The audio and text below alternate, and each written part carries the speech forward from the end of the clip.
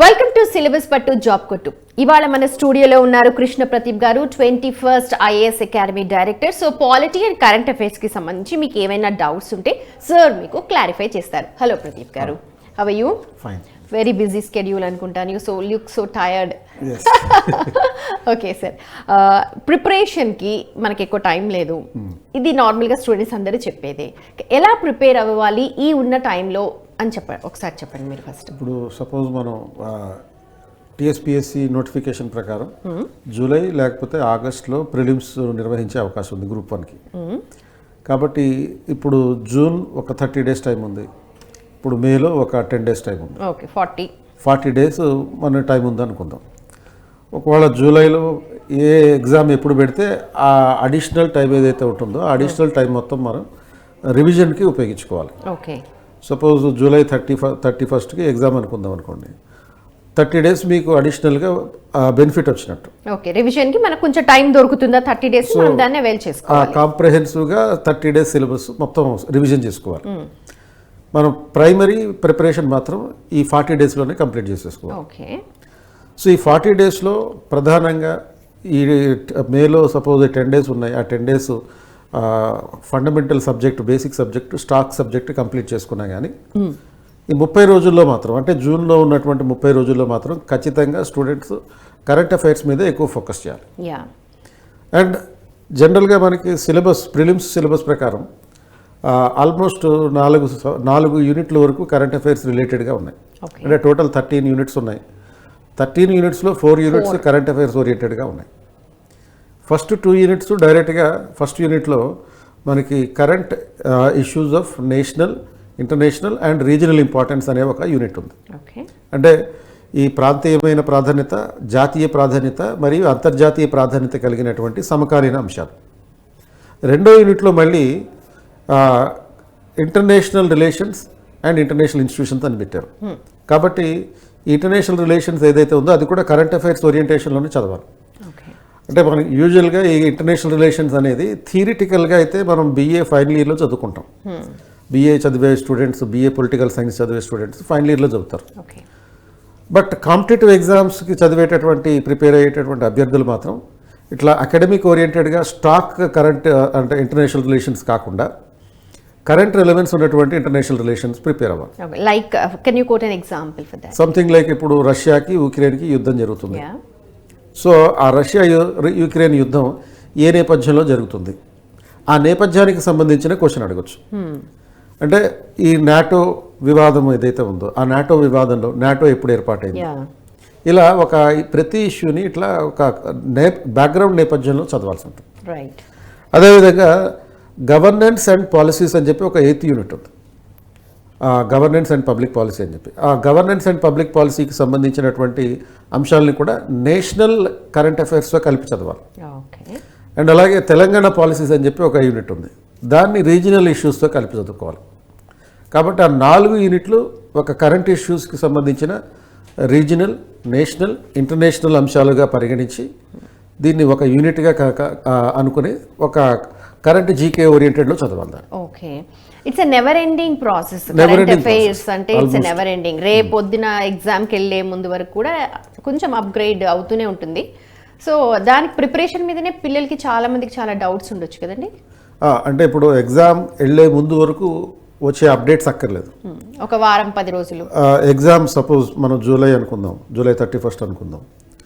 అప్పుడు స్టూడెంట్ ఏం చేయాలి, ఎగ్జామ్కి 2 నెలల ముందు, అంటే సపోజ్ జూన్, మే మినహాయించి, అంటే 2022 జూన్, మే మినహాయించి 2021 మే నుంచి 2021 మే వరకు, ఏప్రిల్ వరకు ఉన్నటువంటి 1 yearకి సంబంధించిన అంశాల మీద ఫోకస్ చేయాలి. ఒక ఎగ్జామ్కి 2 months ముందే మనం క్వశ్చన్ పేపర్ ప్రిపేర్ అవుతుంది అని అనుకున్నప్పుడు ఆ రకంగా ఆ రిలేటెడ్ ఏం ఇవ్వడానికి ఆస్కారం ఉండదు. కాబట్టి జస్ట్ 2 months ని లీవ్ చేసి ఎగ్జామ్ డేట్ అప్పటి నుంచి 2 months లీవ్, ముందు వరకు మనం అప్గ్రేడ్ ఉండాలి. Exactly right. Okay, couple of students doubts ఉన్నాయండి, అవి నివృత్తి చేసుకుంటే మనం మాట్లాడుకుందాం. Right, okay. Yeah sir, group 2 ఎగ్జామ్స్కి, గ్రూప్ 1 ఎగ్జామ్స్కి ప్రామాణిక పుస్తకాలు తెలుగు అకాడమీ. సో నాకున్న డౌట్ ఏంటంటే తెలుగు అకాడమీ బుక్స్ చదివితే సరిపోతుందా, లేకపోతే ఒక మార్కెట్లో దొరికే ప్రైవేట్ పబ్లికేషన్ బుక్స్ ఖచ్చితంగా చదవాలా? సో ఫస్ట్ పాయింట్ ఏంటంటే ప్రైవేటు పబ్లికేషన్ చదవకూడదని చెప్పి ఎవరు చెప్పట్లేదు. అవును. అండ్ రెండో పాయింట్ తెలుగు అకాడమీ పుస్తకాలే ఎందుకు చదవాలి అనేది ఒక మంచి పాయింట్. అది ఎందుకు చదవాలి అంటే తెలుగు అకాడమీ పుస్తకాలు మనకి మన తెలుగు యూనివర్సిటీస్కి సంబంధించిన, అంటే ఉస్మానియా యూనివర్సిటీ లేకపోతే ఆంధ్ర యూనివర్సిటీ, మీరు రాజమండ్రి కాబట్టి ఆంధ్ర యూనివర్సిటీ, ఆంధ్రప్రదేశ్లో ఉన్నటువంటి యూనివర్సిటీస్లో ఉన్నవాళ్ళు ఆంధ్రప్రదేశ్ తెలుగు అకాడమీ పుస్తకాలు రూపొందిస్తారు. వాళ్ళ ఆధ్వర్యంలో తయారవుతాయి. అలాగే మన తెలంగాణలో ఉన్నటువంటి తెలుగు అకాడమీ పుస్తకాలు ఉస్మానియా యూనివర్సిటీ, కాకతీయ యూనివర్సిటీ, ఇట్లా వేరే వేరే యూనివర్సిటీస్ ఉండేటువంటి ప్రొఫెసర్లు ప్రధానంగా ఈ పుస్తకాలు తయారు చేస్తారు. అంటే ఏదైతే అథెంటిక్ ఇన్ఫర్మేషన్ ఉంటుందో ఆ అథెంటిక్ ఇన్ఫర్మేషన్ మాత్రమే తెలుగు అకాడమీ పుస్తకాల్లో ఉంటుంది. అండ్ అంతేకాకుండా మన గ్రూప్ 1 గ్రూప్ 2కి సంబంధించినటువంటి ఈ క్వశ్చన్ పేపర్స్ని, సిలబస్ని సెట్ చేసేది కూడా మన యూనివర్సిటీ ప్రొఫెసర్ వాళ్ళే. కాబట్టి వాళ్ళు ప్రిస్క్రైబ్ చేసిన సిలబస్ని, ఆ బుక్స్ని చదివితే మనకు ఎడ్జ్ అవుతుంది. రైట్. సో రెండో పాయింట్ ఏంటంటే ఇప్పుడు సపోజ్ గ్రూప్ 1 లాంటి డిస్క్రిప్టివ్ ఎగ్జామినేషన్ అనుకోండి, ఎవరైతే ఈ తెలుగు అకాడమీ పుస్తకాలు రాశారో మోస్ట్ ప్రాబబ్లీ వాళ్ళే ఆ క్వశ్చన్ పేపర్కి సంబంధించిన కీ కూడా తయారు చేస్తారు. కాబట్టి ఆ తెలుగు అకాడమీ పుస్తకాల్లో ఉన్నటువంటి అంశాలని రీప్రొడ్యూస్ చేశారనుకోండి, అండ్ ఆ మెటీరియల్ని చదివినప్పుడు ఆ ప్రొఫెసర్కి కొంచెం హ్యాపీగా ఉంటుంది. ఎందుకంటే నేను రాసిన పుస్తకంలో నుంచి రాశారనేటటువంటి ఒక ఆనందం ఉంటుంది. ఆనందంలో ఒక మార్క్ ఎక్కువ పడినా పడుతుంది. ఓకే. సో అందుకని తెలుగు అకాడమీ బుక్స్ చదవండి. ఓకే. సో కాబట్టి హ్యాపీ వర్కర్ ఎ ప్రొడక్టివ్ వర్కర్. కరెక్ట్. కాబట్టి మనం ఎక్కువ మార్కులు ప్రొడ్యూస్ చేయించుకోవాలంటే ఎగ్జామినర్ని హ్యాపీగా ఉంచాలి. కానీ అంత సమాచారం అందులో ఉండదు అని చెప్పి కూడా అన్నారు. సో అది అన్ని యూనిట్లకి ఉండకపోవచ్చు. అందుకనే ఈ రెండింటిని ఇంటిగ్రేట్ చేసుకొని చదువుకోవాలి. Telugu academy standard books, private publications అంటే ఇప్పుడు సపోజ్ నేను ఇండియన్ పాలిటీ అండ్ కాన్స్టిట్యూషన్ మీద ఒక 800 పేజీల పుస్తకం తయారు చేశాను. ఓకే. సో దీంట్లో వేరే పుస్తకాల్లో లేనటువంటి అంశాలు, కరెంట్ అంశాలు ఇప్పుడు తెలుగు అకాడమీ స్టాండర్డైజ్ చేసి ఉంటుంది కాబట్టి ఎప్పటికప్పుడు అప్డేట్ చేయకపోవచ్చు. సో అప్డేట్ చేయకపోవడం వల్ల సపోజ్ రాజ్యాంగానికి ఇప్పుడు 105 రాజ్యాంగ సవరణలు జరిగినాయి. సో ఆ 105వ రాజ్యాంగ సవరణ గురించి మీకు తెలుగు అకాడమీ పుస్తకంలో ఉండకపోవచ్చు, బట్ అది నేను రాసిన ఈ పుస్తకంలో ఖచ్చితంగా ఉంటుంది. కాబట్టి ఎప్పటికప్పుడు అప్డేట్ చేసే విధంగా సిలబస్ ఓరియంటెడ్గా, అంటే సిలబస్లో ఏ సీక్వెన్స్లో అయితే మనకి గ్రూప్ 1 గ్రూప్ 2లో ఇవ్వడం జరుగుతుందో ఆ సిలబస్ ఓరియంటెడ్గా ఈ పుస్తకం తయారు చేసి ఉంటుంది. గత ప్రశ్న పత్రాలను ఆధారంగా చేసుకుని ఉంటుంది. అండ్ ప్రాక్టీస్ క్వశ్చన్ పేపర్స్ ఉంటాయి. ఇవేవి మనకి తెలుగు అకాడమీలో ఉండవు కాబట్టి యూజువల్గా తెలుగు అకాడమీకి అడిషనల్గా సప్లిమెంట్గా ఈ ప్రైవేట్ పబ్లికేషన్స్ కూడా చదువుకోవాలి. సో ఎవ్వరూ కూడా మీకు ప్రైవేట్ పబ్లికేషన్స్ చదవద్దు అని చెప్పరు. ఏది చదవాలి అన్న దాని మీద మన ఆధారపడి ఉంటుంది. రైట్. తెలుగు అకాడమీ పుస్తకాలు అయితే ప్రైమరీ సోర్స్గా తీసుకోవాలి. ఎందుకంటే దానివల్ల మనకి అనుకూలమైనటువంటి ఒక వాతావరణం ఏర్పడుతుంది. దానివల్ల ఎక్కువ మార్కులు సంపాదించడానికి అవకాశం ఉంటుంది. అండ్ దానికి సప్లిమెంట్గా మనం ప్రైవేట్ పబ్లికేషన్ చదువుకోవాలి. ఈ రెండింటిని ఇంటిగ్రేషన్ చేసుకుని చదువుకోవాలి. అప్పుడు మనకి మ్యాక్సిమం మార్కులు స్కోర్ చేయడానికి అవకాశం ఉంటుంది. మోరోవర్ ఇప్పుడు గ్రూప్ 1 లాంటి డిస్క్రిప్టివ్ ఎగ్జామ్కి ప్రిపేర్ అయ్యేటప్పుడు తెలుగు అకాడమీ పుస్తకాలు చదవాలి, కానీ సరిపోవు. దానికి సప్లిమెంట్గా గ్రూప్ 1 డిస్క్రిప్టివ్ ఆన్సర్స్ రాయడానికి ఇలాంటి ప్రైవేట్ పబ్లికేషన్స్, అంటే సపోజ్ క్వశ్చన్ అండ్ ఆన్సర్స్తో కూడినటువంటి ఒక పుస్తకం నేను సపోజ్ పాలిటీకి రూపొందించడం జరిగింది. సో అప్పుడు ఏమవుతుందంటే బేసిక్ ఇన్ఫర్మేషన్ తెలుగు అకాడమీలో ఉంటుంది. ఒక క్వశ్చన్కి ఆన్సర్ ఎలా రాయాలి అనేది ఈ క్వశ్చన్ అండ్ ఆన్సర్ బుక్లెట్లో ఉంటుంది. సో రెండింటినీ కవర్ చేసినట్టు అవుతుంది అనమాట. ఇప్పుడు కొన్ని అంశాలు మనకి టెక్స్ట్ బుక్లో చదివినప్పుడు ఒక సెంటెన్స్లో ఉంటాయి అంతే. మనం ఎగ్జాంపుల్తో కోట్ చేద్దామండి. రైట్. సో ఉదాహరణకి భారత రాజ్యాంగం అతిపెద్ద లిఖిత రాజ్యాంగం అనే పాయింట్ తోటి మనం పాలిటీ చదువుతుంటాం. సో మరి అలా చదివినప్పుడు అదే అంశాన్ని మెయిన్స్లో క్వశ్చన్గా ఇస్తారు. సో మెయిన్స్లో క్వశ్చన్గా ఇచ్చినప్పుడు ఒక 20 పదాల్లో ఉన్నటువంటి అక్కడ సమాచారాన్ని ఇక్కడ 200 పదాల్లో ఆన్సర్ రాయాలి. అప్పుడు ఇటువంటి ప్రైవేట్ పబ్లికేషన్స్ అనేవి ఉపయోగపడతాయి. సో కాబట్టే తెలుగు అకాడమీ పుస్తకం చదవాలి, కానీ మెయిన్స్కి అది సరిపోదు. సో ఇది సరిపోయినప్పుడు మెయిన్స్లో వచ్చేటటువంటి ఆన్సర్లు ఈవెన్ కొన్ని కాంటెంపరీ ఇష్యూస్ని కూడా టచ్ చేస్తూ ఉంటాయి. వాటికి కోసం ఏం చేయాలి, న్యూస్ పేపర్లో వచ్చేటటువంటి ఎడిటోరియల్స్ చదవాలి. ఎడిటోరియల్స్ ఎందుకు అనంటే మనకి ఒక డిస్క్రిప్టివ్ అనలిటికల్ స్కిల్స్ పెంచుకోవడానికి ఎడిటోరియల్స్ కావాలి. రైట్. కాబట్టి టెక్స్ట్ బుక్ ఒక్కటి మాత్రమే సరిపోదు, ఒక ప్రైవేట్ పబ్లికేషన్ చదువుకోవాలి. అంటే తెలుగు అకాడమీ పుస్తకం ఒకటి, అది తెలుగు మీడియంలోనూ ఉంటున్నాయి, ఇంగ్లీష్ మీడియంలో కూడా తెలుగు అకాడమీ వాళ్ళు పబ్లిష్ చేస్తున్నారు. ఓకే, అంటే కృష్ణ ప్రతిమ గారు మీరు మ్యాండేటరీ చేస్తారా ఎడిటోరియల్స్ చదవమని? ఎంతమంది సెల్ఫ్గా చదువుతూ ఉంటారు ఎడిటోరియల్స్? అంటే ఎడిటోరియల్ ఎందుకు చదవాలి, I'm insisting this, but students చాలామంది ఎంత ఇన్సిస్ట్ చేసినా కానీ చదవరు. కానీ బట్ ఎందుకు చదవాలి అంటే మనం ఒక క్వశ్చన్కి ఆన్సర్ రాసేటటువంటి ఒక ప్రాపర్ స్ట్రక్చర్ ఎడిటోరియల్స్లో ఉంటుంది. అంటే ఈ స్ట్రక్చర్ ఎలా ఉంటుంది అంటే సపోజ్ ఒక రైతుల సమస్యలు అనే ఒక టాపిక్ మీద, అంటే ఈ ఫార్మర్స్ బిల్స్ నేపథ్యంలో ఒక ఎడిటోరియల్ వచ్చింది అనుకుందాం. లేకపోతే రీసెంట్గా సుప్రీంకోర్టు ఇచ్చినటువంటి జడ్జిమెంట్ రూలింగ్ ఒకటి ఉంది, సెక్షన్ 124A అనేటటువంటిది తాత్కాలికంగా సస్పెండ్ చేయడం జరిగింది. సో ఈ అంశం మీద ఎడిటోరియల్ ఇస్తారు.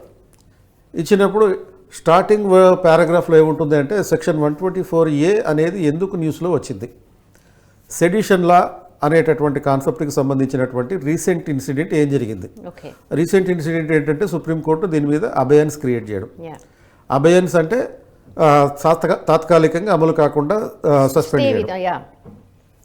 అండ్ ఆ ఇంట్రడక్షన్లో ఆ పార్ట్ చెప్పిన తర్వాత భాగాల్లో ఏం చెప్తారు, దానికి సంబంధించినటువంటి హిస్టారికల్ బ్యాక్గ్రౌండ్ చెప్తారు. అసలు ఈ సెక్షన్ 124A అనేది ఎప్పుడు మొట్టమొదటిసారిగా మన ఇండియన్ పీనల్ కోడ్లో ఇన్కార్పొరేట్ చేశారు, దానికి రెస్పాన్సిబుల్ అయినటువంటి పర్సన్ ఎవరు, అంటే లార్డ్ మెకాలే ఆధ్వర్యంలో ఈ సెక్షన్ 124A ఇన్కార్పొరేట్ చేయబడింది అనేది ఒక హిస్టారికల్ బ్యాక్గ్రౌండ్గా చెప్తారు. దానివల్ల అరెస్ట్ అయినటువంటి వాళ్ళు ఎవరు, మహాత్మా గాంధీ ఏ కారణంగా ఈ సెక్షన్ 124A సెడిషన్ యాక్ట్ కింద జైల్లో పెట్టబడ్డారు, ఇటువంటి ఒక హిస్టారికల్ బ్యాక్గ్రౌండ్ చెప్తారు. మనకి రాజ్యాంగం అమల్లోకి వచ్చిన తర్వాత కూడా ఈ సెడిషన్ లాని ఎందుకు కొనసాగించారు అనేది మరొక భాగంలో చెప్పడం జరుగుతుంది. ఆ తర్వాత ఈ సెడిషన్ లా ఉండాలా వద్దా అని 2 రకాల ఆర్గ్యుమెంట్స్ ఉంటాయి. అంటే ఈ సెడిషన్ లాకి అయితే ఏంటి, నో అయితే ఎందుకు, దానికి సంబంధించిన positive arguments, negative arguments. And ఫైనల్గా ఇప్పుడు సుప్రీంకోర్టు దీన్ని కేవలం తాత్కాలికంగా ఎందుకు నిలిపింది, గవర్నమెంట్ దీని మీద ఆర్గ్యుమెంట్ ఏంటి. సో గవర్నమెంట్ సుప్రీంకోర్టుకి అలౌ చేసేస్తే, సుప్రీంకోర్టు దాన్ని కొట్టేస్తే ప్రభుత్వం యొక్క ఈ రెప్యుటేషన్ పోతుందనేటటువంటి ఉద్దేశంతో గవర్నమెంట్ దాన్ని తాత్కాలికంగా దాన్ని రద్దు చేస్తాం, పార్లమెంటు ద్వారా రద్దు చేస్తామని చెప్పారు. కాబట్టి రద్దు చేసే లోపల దీన్ని అమలు చేయకుండా ఉంచడం కోసం సుప్రీంకోర్టు అబయన్స్లో పెట్టింది. ఇలా రాసుకుంటూ వస్తారు. ఫైనల్గా ఏం చెప్తారంటే సెడిషన్ లా ప్రస్తుతం ఉన్నటువంటి ఆధునిక ప్రజాస్వామ్య వ్యవస్థలో అవసరం లేదు అనేటటువంటి పాయింట్లో కంక్లూడ్ చేయడం జరుగుతుంది. అంటే ఈ ఎడిటోరియల్ చదివినప్పుడు ఒక జనరల్ ఎస్సే రాయడానికి కావాల్సినంత సమాచారం దొరుకుతుంది. ప్లస్ సపోజ్ ఈ 124A అనే అంశాన్ని మిగతా సబ్జెక్టులతో కంపేర్ చేస్తే పాలిటీలో కూడా దీని మీద క్వశ్చన్ అడగవచ్చు. అది అంటే రాజద్రోహం అనే అంశం గ్రూప్ 1లో జనరల్ ఎస్సేలో రావచ్చు. సెకండ్, ఇండియన్ పాలిటీలో మనకి ఆర్టికల్ 19(1)A సంబంధించి అనుసంధానం చేస్తూ, అంటే ఫ్రీడమ్ ఆఫ్ స్పీచ్ అండ్ ఎక్స్ప్రెషన్కి అనుసంధానం చేస్తూ దీని మీద కూడా క్వాలిటీ క్వశ్చన్ కూడా అడగవచ్చు. అంటే ఇప్పుడు ఈ సెడిషన్ లా అనేటటువంటిది ఏ విధంగా వాక్ స్వాతంత్రానికి ఆటంకం కలిగిస్తుంది అనే పాయింట్ ఆఫ్ వ్యూలో క్వశ్చన్ అడుగుతుంది. Or otherwise article 19(1)A versus section 124A in the Indian penal code comment అని అంటారు, సింపుల్గా అనొచ్చు. అప్పుడు ఆర్టికల్ 19(1)Aలో మనకి ఉన్నటువంటి ఫ్రీడమ్ ఆఫ్ స్పీచ్ ఎక్స్ప్రెషన్ ఏంటి, దాని సెడిషన్ లాలో ఉన్నటువంటి పాయింట్స్ ఏంటి, ఈ రకంగా రెండింటిని కంపేర్ చేస్తూ క్వశ్చన్ అడుగుతారు.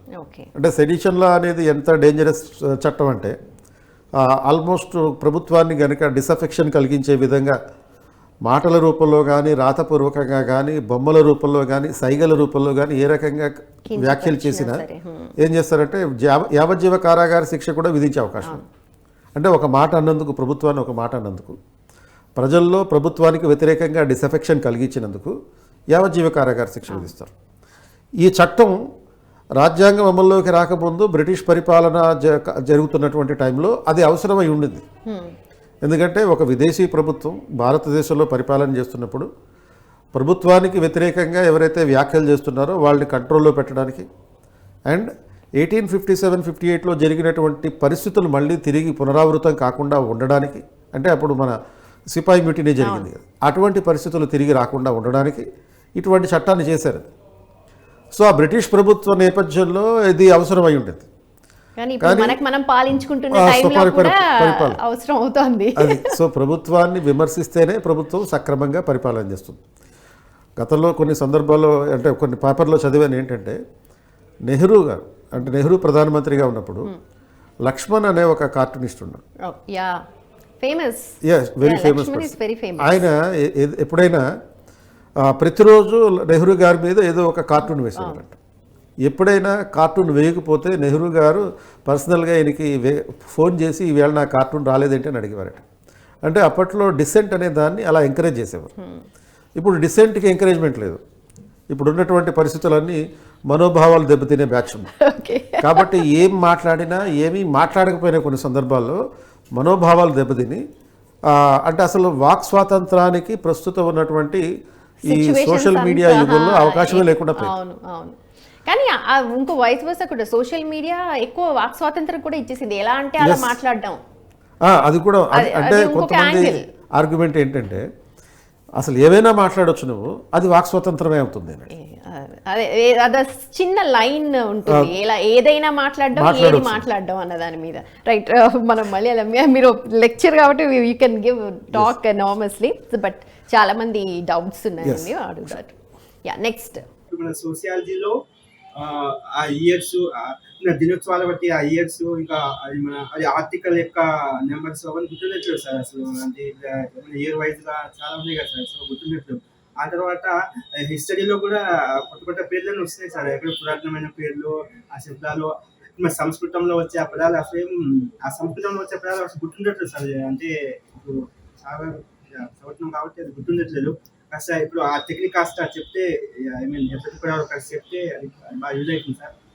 హిస్టరీలో ఇయర్స్ గుర్తుపెట్టుకోవడం అనే సమస్య ఉంటుంది. అలాగే పాలిటీలో ఆర్టికల్స్ గుర్తుపెట్టుకోవడం ఉంటుంది. సో దీనికి యూనివర్సల్ ఫార్ములాస్ అంటే ఏమీ లేవు. అది యూనివర్సల్ ఫార్ములాస్ అంటే ఆ ఫార్ములాస్ చెప్పినా అది అన్సైంటిఫిక్ ఫార్ములా అవుతుంది.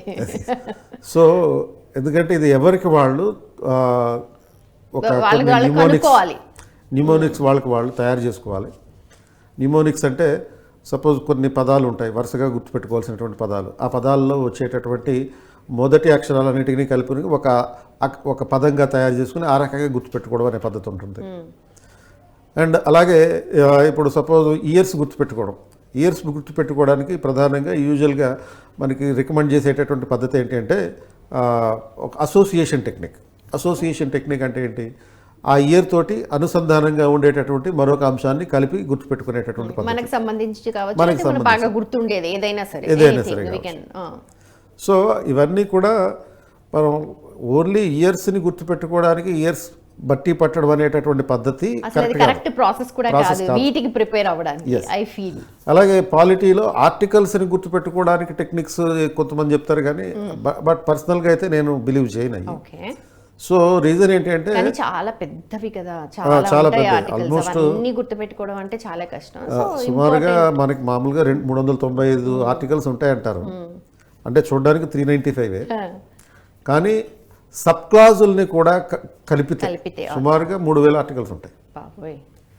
అన్ని ఆర్టికల్స్ని మనం వరుసగా గుర్తుపెట్టుకోవాలి అనేటటువంటి ప్రయత్నం చేయకూడదు, అసలు కష్టం చేయకూడదు, మీరు అన్నట్టు కూడదు కూడా. అండ్ రెండోది, ఒకవేళ గుర్తుపెట్టుకోవాలి అనేటటువంటి కంపల్షన్ గ్రూప్ 1 లాంటి ఎగ్జామ్స్కి అయితే అక్కర్లేదు.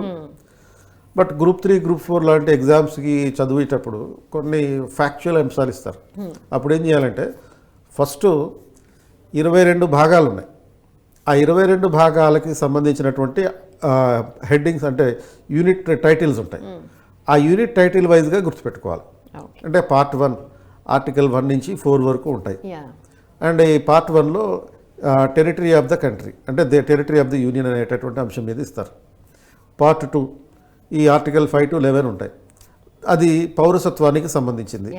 అట్లా కాన్సెప్ట్ వైజ్గా ఈ ఆర్టికల్స్ని యూనిట్స్ని గుర్తుపెట్టుకుంటాయి. అంటే ముందు group of article related to A concept, అలా ఫస్ట్ బై హార్ట్ చేసుకోవాలి కావాలనుకుంటే. ఆ తర్వాత ఈచ్ యూనిట్ చదివేటప్పుడు అంటే ఫండమెంటల్ రైట్స్ అవుతున్నారు, ఫండమెంటల్ రైట్స్ చదివేటప్పుడు పార్ట్ 3 ఆర్టికల్ 12 to 35 అని చెప్పి గుర్తుపెట్టుకుంటాం. అండ్ అది పెట్టుకున్న తర్వాత ఫండమెంటల్ రైట్స్లో ఇంటర్నల్ ఆస్పెక్ట్స్ చదివేటప్పుడు దాన్ని మళ్ళీ మనకి 6 రకాల హక్కులు ఉన్నాయి. ప్రతి హక్కుకి సంబంధించిన గ్రూప్ ఆఫ్ ఆర్టికల్స్ గుర్తుపెట్టుకోవాలి. అప్పుడు ఈ రకమైనటువంటి గుర్తుపెట్టుకోవాలి అనేటటువంటి బాధ ఉండదు. కాన్సెప్ట్ని మనం కనుక మైండ్లో పెట్టుకుంటే యూజువల్గా 99% వరకు ప్రాథమిక హక్కులు ఆదేశిక సూత్రాల వరకు ఆర్టికల్స్ ఇస్తారు. ఆ తర్వాత ఆర్టికల్స్కి సంబంధించినటువంటి క్వశ్చన్స్ ఉండవు. అండ్ ఆ తర్వాత వచ్చే యూనిట్లలో ఆ ఆర్టికల్స్కి సంబంధించిన క్వశ్చన్స్ ఏమైనా వచ్చినా అవి సమకాలీన అంశాలకి సంబంధించినవై ఉంటాయి. అంటే ప్రెసెంట్ మనం ఎట్లాంటి సిచ్యువేషన్స్ లో ఉన్నాం, ప్రెసెంట్ జరుగుతున్న సినారియోస్ ని బట్టే గ్రాప్ చేస్తారు. Right, exactly. అంటే ఇప్పుడు సపోజ్ మనకి తెలంగాణలో గవర్నర్కి సంబంధించినటువంటి అంశాలు కాంట్రవర్షియల్గా ఉన్నాయి. సో ఆ గవర్నర్ రిలేటెడ్గా ఉండే ఆర్టికల్స్ క్వశ్చన్గా ఇవ్వచ్చు. అలా న్యూస్లో ఏవైతే గత 1 yearలో ఎగ్జామ్కి 2 months ముందు నుంచి గత 1 yearలో న్యూస్లో ఏవైతే ఇష్యూస్ ఉన్నాయో ఆ ఇష్యూస్కి సంబంధించినటువంటి అంశాల మీద ఆర్టికల్స్ క్వశ్చన్స్ అడుగుతారు. వాటిని గుర్తుపెట్టుకోవాలి. ఆ సబ్జెక్ట్ చదివేటప్పుడు దానికి లింక్ చేసుకుని చదివితే తప్ప, అంటే కొంతమంది టెక్నిక్స్ చెప్తారు, ఆ టెక్నిక్స్ ఇవన్నీ తాత్కాలికంగా మాత్రమే గుర్తుంటాయి. కాబట్టి ఆ తాత్కాలికమైనటువంటి పద్ధతులు కాకుండా శాశ్వతంగా గుర్తుండాలి అంటే కాన్సెప్ట్ని మనం ఇంటర్నలైజ్ చేసుకోవాలి. కరెక్ట్.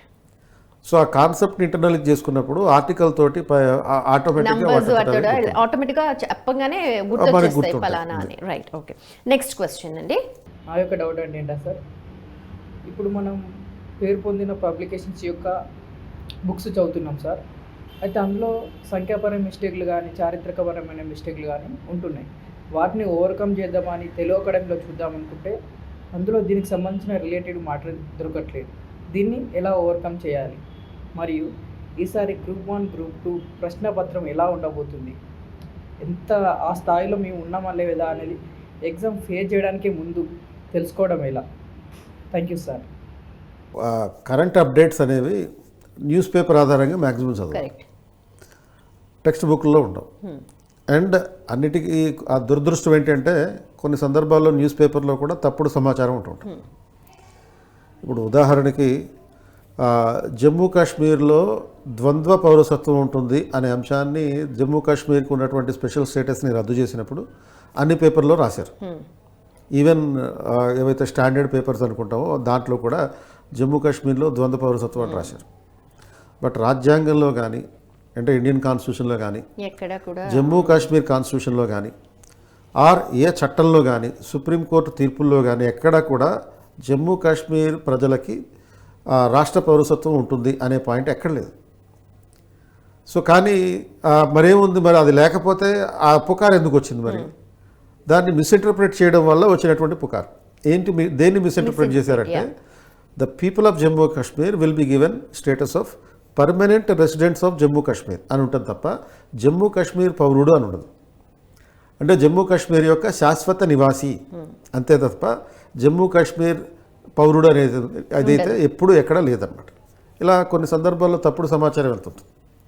అండ్ అంతేకాకుండా ఇంకొక తప్పు ఏంటంటే, ఇప్పుడు రాజ్యాంగంలో ఆర్టికల్ 370 రద్దు చేశారని చెప్పి అన్ని పేపర్లో రాస్తారు. ఆ ఆర్టికల్ 370 ఎప్పుడు రద్దు చేయలేదు, అది ఈ రోజుకి కూడా రాజ్యాంగంలోనే ఉంది. మరి 370 రద్దు చేయకుండా జమ్మూ కాశ్మీర్ స్పెషల్ స్టేటస్ ఎలా పోయింది? సో గవర్నమెంట్ ఇక్కడ అసలు 370 అనేది రద్దు చేయాలి అంటే అసలు ఇంపాసిబుల్. ఎందుకు ఆర్టికల్ 370 రద్దు చేయాలి అంటే జమ్మూ కాశ్మీర్ యొక్క రాజ్యాంగ పరిషత్ దానికి తీర్మానం చేయాలి. కానీ ఆ రాజ్యాంగ పరిషత్తే లేదు. జమ్మూ కాశ్మీర్ రాజ్యాంగం తయారు చేసి 1957లో అమలులోకి రాగానే జమ్మూ కాశ్మీర్ రాజ్యాంగ పరిషత్ రద్దయిపోయింది. ఆ రద్దయిపోయినటువంటి రాజ్యాంగ పరిషత్ ఇప్పుడు మళ్ళీ పునరుద్ధరణ కాదు, కాబట్టి అది రద్దు కాదు. ఆర్టికల్ 370 అనేది ఇంపాసిబుల్. సో మరి ఏం చేసింది గవర్నమెంట్ అంటే ఆర్టికల్ 3ని ఉపయోగించుకొని ఈ స్పెషల్ స్టేటస్ని రద్దు చేసింది. ఆర్టికల్ 3 ప్రకారం ఒక రీఆర్గనైజేషన్ చేయొచ్చు, అంటే ప్రతి రాష్ట్రాన్ని పునర్వ్యవస్థీకరించవచ్చు. సో ఆర్టికల్ 3ని ఉపయోగించుకొని రీఆర్గనైజేషన్ చట్టం, అంటే జమ్మూ కాశ్మీర్ రీఆర్గనైజేషన్ చట్టం చేసి జమ్మూ కాశ్మీర్ని రాష్ట్రంగా కొనసాగించకుండా యూనియన్ టెరిటరీలుగా మార్చారు. దాంతో స్టేటే లేదు, స్టేటే లేదు కాబట్టి ఆ స్పెషల్ స్టేటస్ అనేది రానే రాదు. కానీ మనకి పేపర్లో ఏం చదివాం 2019లో దీని ఆ రీఆర్గనైజేషన్ జరిగినప్పుడు 370 రద్దు అని చెప్పి బ్లైండ్గా అన్ని పేపర్లోనూ రాసేశారు. సో మరి కరెంట్ అఫైర్స్ విషయంలో అప్డేటెడ్ ఇన్ఫర్మేషన్ స్టాటిస్టికల్ పర్టికులర్గా స్టాటిస్టికల్ ఇన్ఫర్మేషన్ చదవాలి అంటే కరెంట్ అఫైర్స్ విభాగంలో నేషనల్ లెవెల్లో చదవాలి అంటే ప్రతి స్టూడెంట్ ఖచ్చితంగా బడ్జెట్ చదవాల్సి ఉంటుంది. ఓకే. బడ్జెట్లో అడ్మినిస్ట్రేషన్కి సంబంధించిన అంశాలు కూడా ఉంటాయి. అండ్ అంతేకాకుండా అంటే బడ్జెట్ స్పీచ్ అంటే ఏదైతే ఫైనాన్స్ మినిస్టర్ బడ్జెట్ స్పీచ్ ఇవ్వడం జరుగుతుందో ఆ బడ్జెట్ స్పీచ్ డాక్యుమెంట్ చదివితే చాలు. తర్వాత బడ్జెట్ స్పీచ్ ప్రజెంట్ చేయడానికి ముందు ఎకనామిక్ సర్వే ఇస్తారు. ఆ ఎకనామిక్ సర్వే చదవాలి. ఇది నేషనల్ ఇన్ఫర్మేషన్కి సంబంధించినటువంటి కరెంట్ అఫైర్స్ కోసం ప్రతి ఇయర్ ఈ బడ్జెట్ స్పీచ్ని తర్వాత ఈ ఎకనామిక్ సర్వే చదవాలి. అండ్ అంతేకాకుండా మన సపోజ్ తెలంగాణ గవర్నమెంట్ ఉంది. తెలంగాణ గవర్నమెంట్ కూడా ప్రతి సంవత్సరం మీకు socio economic outlook of Telangana అని చెప్పి ఒక రిపోర్ట్ పబ్లిష్ చేయడం జరుగుతుంది. సో ఈ socio economic outlook of Telangana 2022 అని ఉంది. సో ఈ సోషియో ఎకనామిక్ అవుట్లుక్ కూడా కంపల్సరీగా చదవాలి. దీంట్లో ఫైనాన్షియల్ అండ్ ఎకనామిక్ ఆస్పెక్ట్స్ మాత్రమే కాకుండా సోషల్ ఆస్పెక్ట్స్ కూడా ఉన్నాయి. గవర్నెన్స్కి సంబంధించినటువంటి అంశాలు ఉన్నాయి. మనకి ప్రిలిమినరీ సిలబస్లో గ్రూప్ 1 ఎగ్జామ్కి సంబంధించిన ప్రిలిమినరీ సిలబస్లో ఏ యూనిట్లో అయితే ఉన్నాయో ప్రతి యూనిట్కి సంబంధించినటువంటి అంశాలు ఈ సోషియో ఎకనామిక్ అవుట్లుక్లో కవర్ అవుతాయి. ఆల్మోస్ట్ 15 అధ్యాయాల వరకు ఉన్నట్టుంది దాంట్లో. ఎక్సెప్ట్ ఇంటర్నేషనల్ రిలేషన్స్ తప్పించి, హిస్టరీ తప్పించి మిగతా కరెంట్ రిలేటెడ్గా ఉండేటటువంటి ప్రతి అంశానికి అంటే ఇంక్లూడింగ్ గవర్నెన్స్ కానీ, టెక్నాలజికల్ డెవలప్మెంట్స్ కానీ, జాగ్రఫికల్ ఆస్పెక్ట్స్ కానీ అంటే జాగ్రఫికల్ ఆస్పెక్ట్స్ అంటే తెలంగాణకి సంబంధించినటువంటి ప్రాజెక్టులు లేకపోతే నదులు అండ్ మినరల్స్ ఇటువంటి విషయాలన్నీ ఉంటాయి. Agriculture, Telangana industry. సో మొత్తం మీకు రీజనల్కి సంబంధించినటువంటి మొత్తం అంశాలన్నీ దీనిలో కవర్ అయిపోతాయి. కాబట్టి రీజనల్ కరెంట్ అఫైర్స్ చదవాలనుకునేటటువంటి ప్రతి ఒక్కరు కూడా దీన్ని చదవాలి. అలాగే తెలంగాణ మ్యాగజైన్ అని చెప్పి ఒక మ్యాగజైన్ ఉంది. ఆ తెలంగాణ మ్యాగజైన్ ఈవెన్ ఆన్లైన్లో కూడా దొరుకుతుంది. సో ఆన్లైన్లో మీరు పీడిఎఫ్లు ఫ్రీగా డౌన్లోడ్ చేసుకోవచ్చు. సో ఆ తెలంగాణ మ్యాగజైన్ చదవండి. కాబట్టి ఇంత సోర్సెస్ ఉన్నాయి. అంటే తెలుగు అకాడమీ పుస్తకాలు, ప్రైవేట్ పబ్లికేషన్స్తో పాటు మీరు అడిషనల్గా ఈ రిపోర్ట్స్ చదవాలి. అంటే తెలుగు మీడియం అభ్యర్థులు మళ్ళీ అబ్జెక్షన్ పెడతారు, ఇవన్నీ ఇంగ్లీష్లో ఉంటాయి, మరి మేమేం చేయాలి అని. ఇంగ్లీష్ వాళ్ళకి కూడా కొన్ని బుక్స్ ఉంటాయి కదా. సో ఈ తెలుగు మీడియం అభ్యర్థులు ఇవి కొన్ని తెలుగులో ట్రాన్స్లేషన్ చేసినటువంటి పబ్లికేషన్, ప్రైవేట్ పబ్లికేషన్స్ ఉంటాయి. తెలుగు అకాడమీ వాళ్ళు కూడా ఇంగ్లీష్లో పబ్లిష్ చేసినవి ఉన్నాయి. తెలుగు అకాడమీ కూడా నాకు ఐడియా లేదండి అది ఈ రిపోర్ట్స్ పబ్లిష్ చేస్తున్నారో లేదో. బట్ అండ్ వీటితో పాటు ఇంకా ఇంపార్టెంట్గా నీతి ఆయోగ్ కొన్ని అంశాల మీద రిపోర్ట్స్ తయారు చేస్తుంది. ఆ నీతి ఆయోగ్ రిపోర్ట్లు చూడాలి. సో ప్రతి స్టూడెంట్ అండ్ ఈవెన్ ఆంధ్రప్రదేశ్లో కూడా మన గవర్నమెంట్ ఈ AP economic survey, socio economic డెవలప్మెంట్కి సంబంధించిన సర్వే రిపోర్ట్స్ ఇస్తుంది. సో ప్రతి స్టూడెంట్ ఎవరైతే సివిల్ సర్వీస్ ఆస్పిరెంట్స్ కానీ లేకపోతే ఈ గ్రూప్ 1, గ్రూప్ 2 ఆస్పిరెంట్స్ కానీ వీళ్ళు గవర్నమెంట్ రిపోర్ట్స్ని ఖచ్చితంగా ఆ సంబంధిత వెబ్సైట్లకి వెళ్ళి డౌన్లోడ్ చేసుకుని చదివితే అథెంటిక్ ఇన్ఫర్మేషన్ ఉంటుంది. రైట్. అండ్ ఇంకోటి ఏమడిగారంటే గ్రూప్ 1, గ్రూప్ 2 ఎగ్జామ్ పేపర్ ఎలా వస్తుండొచ్చు. So group 1, group 2 exam paper ఎలా ఉంటుంది అని ఇప్పుడు నేను చెప్పాను అనుకోండి, పేపర్ అవుట్ చేశారని అంటారు. ఎందుకంటే గతంలో ఇటువంటి సంఘటనలు జరిగినాయి. సపోజ్ ఇప్పుడు 2004లో ఒక ఉమ్మడి ఆంధ్రప్రదేశ్లో గ్రూప్ 1 ఎగ్జామ్ జరిగినప్పుడు మోడల్ పేపర్లు ఇస్తుంటాం కదా. సో ఆ మోడల్ పేపర్లు పబ్లిష్ చేసాం. అంటే మన కొన్ని పోటీ పరీక్షలకు సంబంధించినటువంటి మ్యాగజైన్స్ ఉండేవి, ఉద్యోగ సోపానం లాంటి మ్యాగజైన్స్. అందులో కొన్ని మోడల్ పేపర్స్ పబ్లిష్ చేసాం. అంటే ఊహించి ఎలా ఊహిస్తాం, మీరు ఊహించడంలో అంటే that's the expertise of the faculty. గత ప్రశ్న పత్రాలని చూసినప్పుడు మనకి ట్రెండ్ అర్థమైపోతుంది. అర్థమైపోయినప్పుడు నెక్స్ట్ ఎగ్జామ్లో ఎలాంటి క్వశ్చన్ వస్తుందో మనం ఊహించవచ్చు. సో స్టూడెంట్స్ కూడా ఈ పని చేయొచ్చు. అయితే పబ్లిష్ చేసినప్పుడు అప్పట్లో ఒక పేపర్ అవుట్ అయింది అండ్ మొత్తం ఫ్యాకల్టీలందరినీ పోలీసులు ఇంట్రాగేషన్ చేశారు. కాబట్టి అలాంటి కాంప్లికేటెడ్ క్వశ్చన్స్ ఎలా వస్తాయి. ఇప్పుడు సిలబస్ మారిన తర్వాత 2008లో ఒక గ్రూప్ 1 ఎగ్జామ్ జరిగింది. ఆ గ్రూప్ 1 ఎగ్జామ్ మొదటిసారిగా సిలబస్ చేంజ్ అయిన తర్వాత జరిగినటువంటి ఎగ్జామ్ చూసినప్పుడైతే స్ట్రైట్ క్వశ్చన్లు ఉన్నాయి. అంటే కాంప్లికేటెడ్గా లేనటువంటి క్వశ్చన్. అంటే చాలా ఇయర్స్ తర్వాత ఇప్పుడు ఇక్కడ పడింది కదా, కొంచెం స్టాండర్డ్ కొంచెం పెరగొచ్చు అని అనుకోవచ్చు. స్టాండర్డ్ అనే కాంపిటీషన్ కూడా ఎక్కువగా ఉంటుంది. చాలా ఇయర్స్ తర్వాత పడిన మొట్టమొదటి ఎగ్జామ్ ఇది. సో ఆ 2008 ఎక్స్పీరియన్స్ని దృష్టిలో పెట్టుకుని మొదటిసారిగా తెలంగాణలో జరుగుతున్నటువంటి ఈ పరీక్ష సులభంగానే ఉండొచ్చు అని అయితే నేను చెప్పగలుగుతాను. ప్రతి ప్రశ్న సులభంగానే ఉంటుంది మనం ప్రిపేర్ అయితే, అది ఇంకొక కాన్సెప్ట్. అంటే ఇది అందరూ ప్రిపేర్ అవుతారు, బట్ కొంతమంది ఛాలెంజింగ్గా ఉంటుంది. రీజన్ ఏంటి అంటే కొన్ని స్ట్రైట్ క్వశ్చన్స్ ఉంటాయి, కొన్ని ఇండైరెక్ట్గా మన స్టేట్మెంట్స్ ఆధారంగా ఉంటాయి. అటువంటిప్పుడు సివిల్స్ ఆస్పిరెంట్కి ఈ క్వశ్చన్స్ పేపర్ ఈజీ అవుతుంది. రీజన్ ఏంటి మళ్ళీ దానికంటే సివిల్స్ ఆస్పిరెంట్స్ రెగ్యులర్గా రైటింగ్ ప్రాక్టీస్ చేస్తారు. బట్ మన group 1 exclusive aspirants writing practice అనేది ఉండదు. ఓన్లీ బబుల్ అది సో ఆ రైటింగ్ ప్రాక్టీస్ని దృష్టిలో పెట్టుకుని. రైట్. ఓకే, నెక్స్ట్ కాలర్ ఉన్నారండి. సార్, ప్రజెంట్ కోచింగ్ తీసుకుంటున్న అభ్యర్థులు క్లాసులు వింటూ మిగిలిన టైంని ఎలా మేనేజ్ చేస్తూ చదవాలి,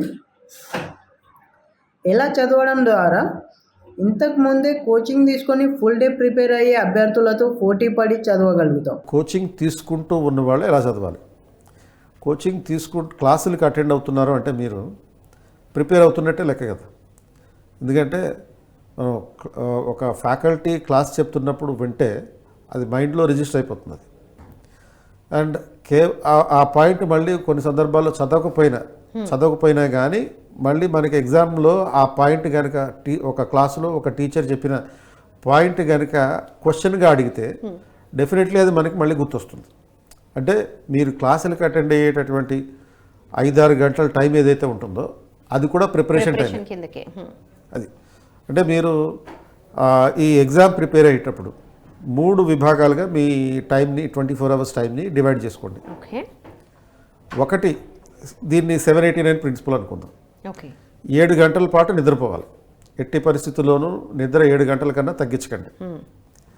8 గంటల పాటు యాక్టివిటీస్ చేయండి. సో యాక్టివిటీస్ అంటే ఆ 8 గంటల్లో మీరు టిఫిన్ తినడమా, భోజనం చేయడమా, స్నానం చేయడమా అండ్ క్లాసులకి వెళ్ళడమా. ఒక 5-6 అవర్స్ క్లాసులకి వెళ్ళినా కానీ ఒక 2 అవర్స్లో మిగతా యాక్టివిటీస్ అన్నీ అయిపోవాలి. 9 గంటల పాటు చదువుకోండి.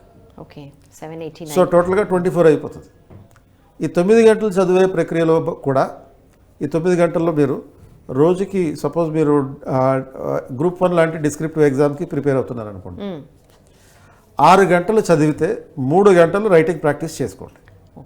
అది 6 అవర్స్ కంపల్సరీగా చదవాలి, 3 అవర్స్ డెఫినెట్గా రైటింగ్ ప్రాక్టీస్ చేయాలి.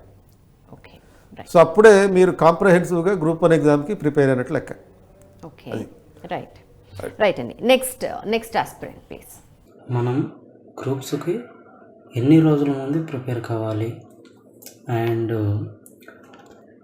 ఎలా చదివితే ఎక్కువ గుర్తుంటుంది అండ్ కోచింగ్ సెంటర్లో ఇచ్చే బుక్స్ మాత్రమే ప్రిపేర్ అయితే గ్రూప్స్ను అధిగమించగలమా?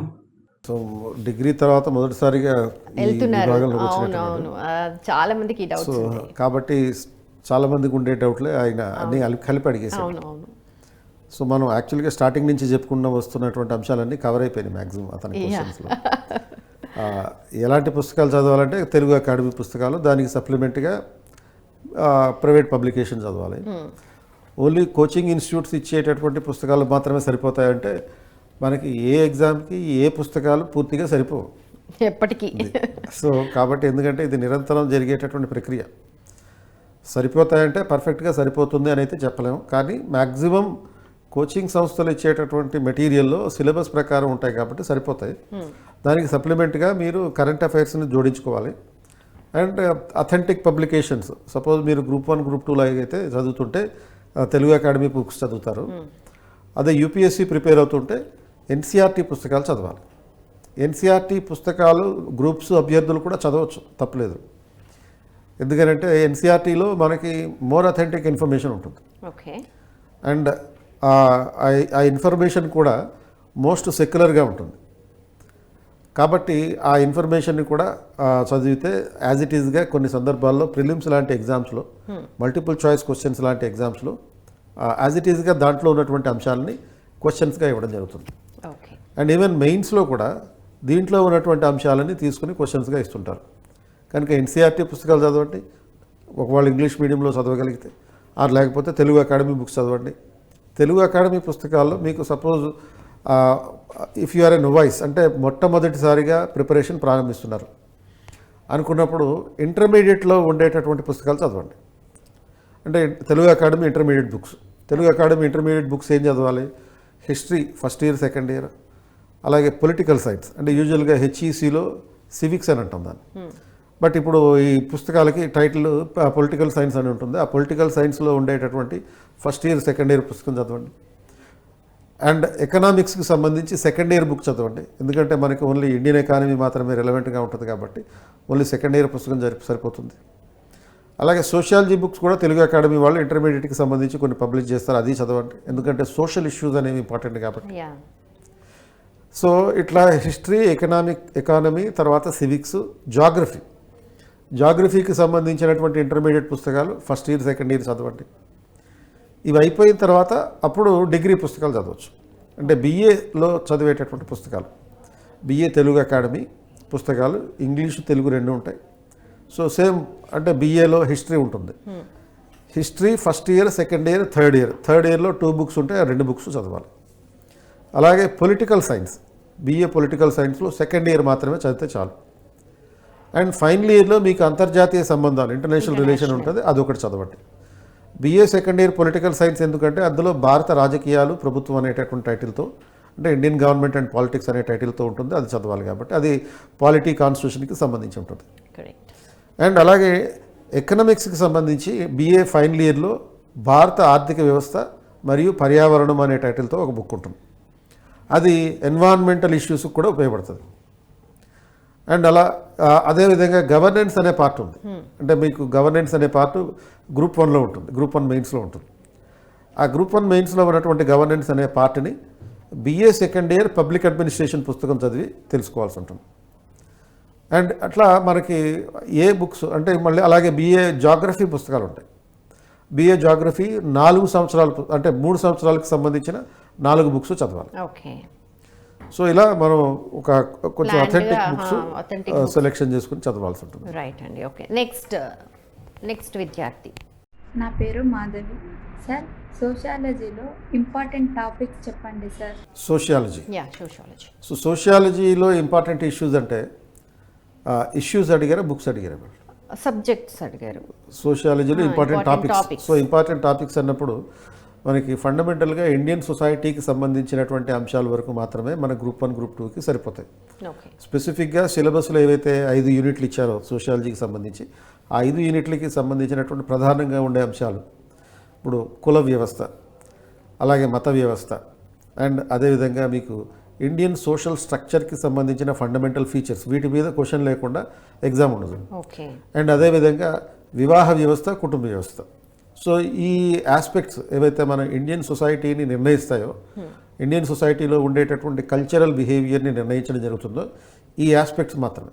కాబట్టి వాటిని ఎక్కువ ఫోకస్ చేస్తూ ప్రిపేర్ అయితే సరిపోతుంది. ఓకే, రైట్ అండి. నెక్స్ట్ సార్, ఇప్పుడు విడుదలైన నోటిఫికేషన్లో చాలామంది ఇప్పుడు కూడా కోచింగ్ తీసుకుంటున్నారు. కానీ ఈ టైంలో కోచింగ్ తీసుకోవడం కూడా తీసుకోవాలా, లేదంటే ఉన్న బుక్స్ని సిలబస్ని చూసుకొని ప్రిపేర్ అవ్వాలా? ఎలా ప్రిపేర్ అవ్వాలి సార్ ఈ సమయంలో? సో ప్రస్తుతం కోచింగ్ తీసుకోవాలా వద్దా అంటే ఇది ప్రధానంగా ప్రస్తుతం ఉన్నటువంటి నోటిఫికేషన్స్లో ఎస్ఐ నోటిఫికేషన్ ఒకటి, గ్రూప్ 1 నోటిఫికేషన్ ఒకటి, ఈ 2 వచ్చినాయి. కాబట్టి అసలు మీరు సపోజ్ బీటెక్ బ్యాక్గ్రౌండ్ అనుకోండి, or BSc background, BCom background, మీకు ఈ పోటీ పరీక్షలకి సంబంధించినటువంటి సిలబస్ మీద ఎలాంటి అవగాహన ఉండదు. సో అంటే ఉండదు అంటే మీరు 10th క్లాస్ వరకు చదివి ఉండొచ్చు, అక్కడ వరకే చదువుతారు. ఆ తర్వాత కంప్లీట్గా స్ట్రీమ్ మారిపోతుంది. ఇప్పుడు ఎంపీసీ తీసుకుంటారు ఇంటర్మీడియట్లోకి వచ్చాక, కేవలం మ్యాథ్స్, ఫిజిక్స్, కెమిస్ట్రీ, అండ్ ఆ తర్వాత బీటెక్ వెళ్తారు, ఆర్ లేకపోతే ఎంబీబీఎస్ అవుతారు బైపీసీ తీసుకొని. అంటే ఆల్మోస్ట్ మీరు ఈ కాంపిటేటివ్ ఎగ్జామ్స్కి సంబంధించిన హిస్టరీ, జాగ్రఫీ, సివిక్స్, అంటే polity, economy, science and technology, even science and technology కూడా ప్యూర్ సైన్స్ కాదు. కాబట్టి వీటన్నిటి మీద మీకు చదివినటువంటి అనుభవం ఆల్మోస్ట్ 5-7 ఇయర్స్ అయి ఉంటుంది. కనుక మీకు ఒక ప్రాపర్ మార్గదర్శకంగా ఉండడానికి కోచింగ్ అనేది ఉపయోగపడుతుంది. అంటే మీరు పర్సనల్గా ప్రిపేర్ అవ్వచ్చు, బుక్స్ కలెక్ట్ చేసుకుని, మీ సీనియర్స్ చెప్పినటువంటి గైడెన్స్ తోటి, లేకపోతే మీ కాలేజీలో ఉండే ఫ్యాకల్టీ చెప్పినటువంటి గైడెన్స్ తోటి మీరు సంబంధిత పుస్తకాలు కొనుక్కొని మీరు ప్రిపరేషన్ పెట్టుకుంటారు. కానీ ఏమి చదవాలి అనే దానికన్నా పోటీ పరీక్షల్లో ఏమి చదవకూడదు అనేది ఇంపార్టెంట్. కరెక్ట్. అది సో ఈ మెటీరియల్ అంతా హెఫజాడస్గా రకరకాలుగా ఉంటుంది. ఇది దీనికి ఒక ప్రాపర్ లైన్ ఇచ్చేటటువంటిది కోచింగ్ అనేది అనమాట. సో కోచింగ్ లేకుండా చదివితే కొంచెం ఎక్కువ టైం పడుతుంది. కోచింగ్తో అయితే ఉన్న టైంని మనం బాగా యూటిలైజ్ స్పీడ్గా కంప్లీట్ చేసుకోవచ్చు మన ప్రిపరేషన్ అనేటటువంటి. Right. Okay, next call please. Sir my doubt is sir, అందరూ అంటుంటారు కాంపిటేటివ్ ఎగ్జామ్కి ప్రిపేర్ అయ్యేటప్పుడు ముందుగా సిలబస్ పైన పట్టు సాధించాలి, అవగాహన పెంపొందించుకోవాలని అనుకుంటారు. మరికొంతమంది అయితే సిలబస్ పైన పట్టు సాధించినప్పుడు సగం ఎగ్జామ్లో విజయం సాధించినట్టే అంటుంటారు. సార్ యాజ్ ఏ బిగినర్గా, యాజ్ ఏ ఫ్రెషర్గా ఇన్ కాంపిటేటివ్ ఎగ్జామ్లో ఏ విధంగా సిలబస్ పైన అవగాహన పెంచుకోవాలి, ఏ విధంగా సిలబస్పై పట్టు సాధించాలి, ఆ సిలబస్ని ఏ విధంగా సబ్జెక్ట్లో అప్లై చేయాలి, కాస్త ఎక్స్ప్లెయిన్ చేస్తారని ఆశిస్తున్నాను సార్. చెప్పే ముందు నేను చెప్తాను, మీరు రోజు మా సిలబస్ పట్టు జాబ్ కొట్టి చూడండి, మీకు ఎలా సిలబస్లో పట్టు సాధించాలో తెలిసిపోతుంది. రైట్, ఇప్పుడు చెప్పండి సార్ మీరు. Good one. అండ్ మీ ఈ ప్రోగ్రామ్ టైటిలే సిలబస్ పట్టు సాధించడం అని అర్థం. సో సిలబస్ మీద పట్టు సాధించడానికి వివిధ దశలు ఉన్నాయి. ఫస్ట్ స్టేజ్లో సిలబస్లో ఉన్నటువంటి టాపిక్స్ని చదవడం, ప్రతి టాపిక్ని బైహార్ట్ చేయడం. అంటే ఓన్లీ టాపిక్సే. ఫస్ట్ యూనిట్లో ఏ టాపిక్స్ ఉన్నాయి, సెకండ్ యూనిట్లో ఏ టాపిక్స్ ఉన్నాయి. ఇప్పుడు గ్రూప్ 1 లాంటి ఎగ్జామ్లో అనుకోండి, మీకు ప్రిలిమ్స్లో 13 యూనిట్లు ఉన్నాయి. మెయిన్స్కి వచ్చేటప్పటికి ఒక జనరల్ ఇంగ్లీష్ పేపర్, తర్వాత మీకు ఒక general SA paper, and general స్టడీస్కి సంబంధించి పేపర్ 1, 2, 3, 4, 5 ఉన్నాయి ఇట్లా. అండ్ ప్రతి పేపర్లోనూ మళ్ళీ మల్టిపుల్ సబ్జెక్ట్స్. ఇప్పుడు సపోజ్ పేపర్ 2 అనుకోండి, హిస్టరీ, జాగ్రఫీ, ఇటువంటి ఇట్లా ఏపీ తెలంగాణ హిస్టరీ, జాగ్రఫీ, మళ్ళీ తర్వాత అది మైండ్లో వచ్చేసేయాలి. ప్రతి ఈ యూనిట్లో 5th యూనిట్లో ఏముంది, ఆ యూనిట్లో ఉన్నటువంటి సబ్ టాపిక్స్ అన్నీ వెంటనే గుర్తు రావాలి. సో అలా బైహార్ట్ చేయాలి, సిలబస్ మొత్తాన్ని బైహార్ట్ చేయాలి. బైహార్ట్ చేయడానికి ముందు ఒక ప్రాపర్గా జనరల్ రీడింగ్ ఇవ్వాలి. జనరల్ రీడింగ్ ఇచ్చి ఆ సిలబస్ని ప్రింట్ రూపంలో మీ దగ్గర ఉన్నప్పటికీ కూడా దాన్ని 4-5 సార్లు రాయాలి. 4-5 సార్లు రాసిన తర్వాత దాన్ని బైహార్ట్ చేస్తే మనకి మైండ్లో అది ఫిక్స్ అయిపోతుంది. ఒక ఫోటోజెనిక్ మెమరీక్ ఉండాలన్నమాట. ఆ తర్వాత ప్రతి యూనిట్కి సంబంధించినటువంటి పుస్తకాలకి సంబంధించిన మెటీరియల్ సేకరించుకోవాలి. దాన్ని కంప్లీట్గా థరోగా చదవాలి. 3వ లెవెల్లో మీరు దాని మీద నోట్స్ తయారు చేసుకోవాలి. ఈ 3 స్టేజెస్ని ఫాలో అయ్యి దాన్ని 4th లెవెల్లో రివిజన్ చేయాలి. సో ఈ 4 దశల్లోనూ మీరు ప్రిపరేషన్ పెట్టుకుంటే సిలబస్ మీద కంప్లీట్గా పట్టు సాధించడానికి అవకాశం ఉంటుంది. రైట్, ఓకే, విన్నారు కదా. సో మా ప్రోగ్రామ్ కూడా రోజు చూడండి, సో వచ్చేస్తుంది మీకు. Okay, right, next call please. Especially science background students sociology, history, polity, geography లాంటి సబ్జెక్టుల మీద పట్టు సాధించడం ఎలా, అండ్ ప్రిపరేషన్ స్ట్రాటజీని ఎలా పెంచుకోవాలి, అండ్ డైలీ ఎన్ని సబ్జెక్టులు చదివితే గుర్తుంటుంది, చదివింది గుర్తుంచుకోవడం ఎలా తెలియజేయండి ప్లీజ్. ఇప్పుడు మనం సినిమాలు చూస్తాం. అవును, పాయింట్ చెప్తే సినిమాలో హీరో పలానా పాటలో హీరో డ్రెస్ వేసుకున్నాడు, షూ వేసుకున్నాడు, ఇవన్నీ మనకు గుర్తుంటాయి. కానీ చదివింది గుర్తుండదు. అండ్ మనకి నిద్ర రావాలంటే చదువుకోవాలి. ఒక పేజ్ అయిపోయే లోపే వచ్చేస్తుంది నిద్ర. కాబట్టి ఎందుకని మనకి గుర్తుండదు అంటే యూజువల్గా మనం కాన్సన్ట్రేటెడ్గా ఫోకస్డ్గా చదవడం కాబట్టి. ఇప్పుడు సపోజ్ మనం ఒక టీవీ స్టూడియోలో ఉన్నాం, ఇంత విస్తృతంగా లైట్లు ఉన్నాయి. ఇంత లైట్లలో మనం చదివేమనుకోండి, మన వ్యూ అనేది రకరకాల ఆబ్జెక్ట్స్ మీదకి వెళ్ళిపోతూ ఉంటుంది. బట్ సినిమా చూసేటప్పుడు అలా కాదు. మన విజన్ కానీ మన ఆడియో కానీ మొత్తం ఫోకస్ అంతా స్క్రీన్ మీద ఉంటుంది. ఎందుకని ఉంటుందంటే మొత్తం థియేటర్ అంతా లైట్లు ఆర్పేసి ఉంటాయి, ఓన్లీ స్క్రీన్ మాత్రమే ఇల్యూమినేట్ అవుతూ ఉంటుంది. మన ఫోకస్ మొత్తం దాని మీదే ఉంటుంది. మన పక్క వాళ్ళు మాట్లాడినా కానీ పట్టించుకోం. మన ఫ్రంట్ బెంచుల్లో వాళ్ళు పెద్ద పెద్ద విజిల్స్ వేస్తున్నాయి కానీ పర్ఫెక్ట్గా మనకి వినపడుతూ ఉంటాం. ఇదంతా ఎందుకు జరుగుతుందంటే కాన్సన్ట్రేటెడ్ ఇల్యూమినేషన్ కారణంగా. సో మనం చదువుకునేటప్పుడు కూడా రూమ్లో మనం కూర్చొని చదువుకునేటప్పుడు కూడా మొత్తం లైట్లన్నీ ఆర్పేసి టేబుల్ ల్యాంప్ పెట్టుకుని చదవాలి. అది కొంతమంది అతివాదులు ఏమంటారంటే టేబుల్ ల్యాంప్ పెట్టుకుంటే మరి మిగతా నిద్ర వస్తుంది కదా, ఈ రకరకాలు చెప్తారు. చదవని వాళ్ళకి ఇవన్నీ రీజన్స్ ఉంటాయి. అది సో కాబట్టి టేబుల్ ల్యాంప్ పెట్టుకుని, ఇది ఇప్పుడు నేను చెప్పింది ఇప్పుడు కాదు. అవును, పాత సినిమాల్లో చెప్పిన ఉదాహరణ చెప్దాం. పాత సినిమాల్లో చదువుతున్నారు అని అంటే ఓ టేబుల్, ఓ ల్యాంప్ పట్టుకొని ఇలా చదువుతూ ఉంటారు. ఎందుకంటే మిగతా అంతా చీకటిగా ఉండడం వల్ల మిగతా విషయాలు ఏమి కనపడవు మనకి. అండ్ ఆ రకంగా చదువుతున్నప్పుడు మన కాన్సన్ట్రేషన్ కంప్లీట్గా ఉంటుందండి. సో ఆ ఫోకస్డ్ స్టడీ అనేటటువంటిది ఇంకా ఇంప్రూవ్ చేసుకోవాలంటే మనం షెడ్యూల్ పెట్టుకోవాలి ప్రతిరోజు. అంటే రోజుకి ఒక 12 గంటల పాటు చదవాలి. ఎన్ని సబ్జెక్ట్స్ చదవాలి అని అడుగుతారు. ఎన్ని సబ్జెక్టులు చదవాలి, ఎన్ని సబ్జెక్టులు అనేది కాకుండా షెడ్యూల్ ప్రకారం ఎవరికి వాళ్ళు ఇది యూనివర్సల్గా చెప్పకూడదు అండి. ఒక 10 to 12 అవర్స్ పెట్టుకున్నాం అనుకోండి షెడ్యూల్. మార్నింగ్ 5 o'clock లేస్తాం, ఒక అరగంట ఎక్సర్సైజ్ చేసుకుంటాం, లేకపోతే రిఫ్రెష్ అవుతాం. 6 o'clockకి మనం స్టార్ట్ చేసుకుంటాం. 2 గంటల పాటు ఒక షెడ్యూల్ పెట్టుకోవాలి. అంటే 6 to 8 ఒక యాక్టివిటీ. 6 to 8 చదివినప్పుడు మొదట 55 minutes చదివి 5 నిమిషాలు ఒకసారి దాన్ని రివైజ్ చేయాలి. మళ్ళీ ఇంకొక హాఫ్ అన్ అవర్ చదవాలి. దెన్ చివరి అరగంటలో కంప్లీట్గా మీరు ఆ గంటన్నరలో ఏవైతే చదివారో ఆ గంటన్నరలో చదివిన దాన్ని తిరిగి రివిజన్ చేసుకోవాల్సి ఉంటుంది. ఓకే. అలా ప్రతి 2 గంటలకి ఒక అరగంట గ్యాప్ తీసుకుంటాం. అంటే హార్డ్ సబ్జెక్ట్, ఈజీ సబ్జెక్ట్ అలా ఏదైనా పర్లేదా, లేకపోతే ఈజీ సబ్జెక్ట్ తర్వాత? అంటే సపోజ్ ఇప్పుడు మనం తెల్లవారుజామున చదవడం చాలామంది రికమెండ్ చేస్తూ ఉంటారు. సౌండ్స్ అవి. కొంతమంది స్టూడెంట్స్ అయితే తెల్లవారుజాము వరకు చదివి పడుకుంటుంటారు. అంటే ఒక్కొక్కరికి ఒక్కొక్క చాయిస్ ఉంటుంది యాక్చువల్లీ. అంటే కొంతమంది 2 గంటలకు పడుకుంటారు, 3 గంటలకు పడుకుంటారు, కొంతమంది 3 గంటలకు లేస్తారు.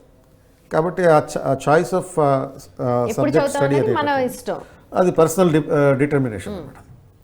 అండ్ కాబట్టి ఆ నేపథ్యంలో స్టూడెంట్ ఏ సబ్జెక్టులు చదవాలి అనేది కూడా వేరియేషన్ తనే డిసైడ్ చేసుకోవాలి.